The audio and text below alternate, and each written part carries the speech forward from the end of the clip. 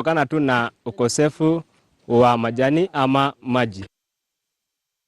Now, Murang'a Governor's wife, Jane Wairia, on Friday joined Murang'a County Assembly members and musicians from Mount Kenya region in donating food and clothes to over 10 children's homes in the county. Speaking at Kennel Town, where she flagged off the delivery of the donations, she urged Kenyans of goodwill to remember the poor as they mark this year's Easter celebrations. The children's homes, where you have children who are a bit unfortunate, and we thought it is important that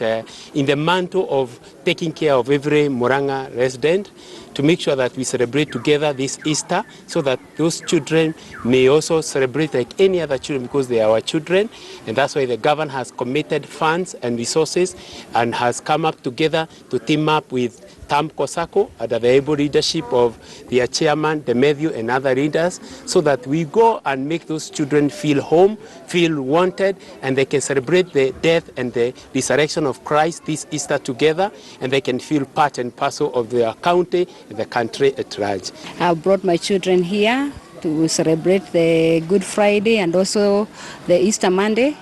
to which Jesus came to save us. And because of this celebration we are celebrating today, I do wish people, the Kenyan people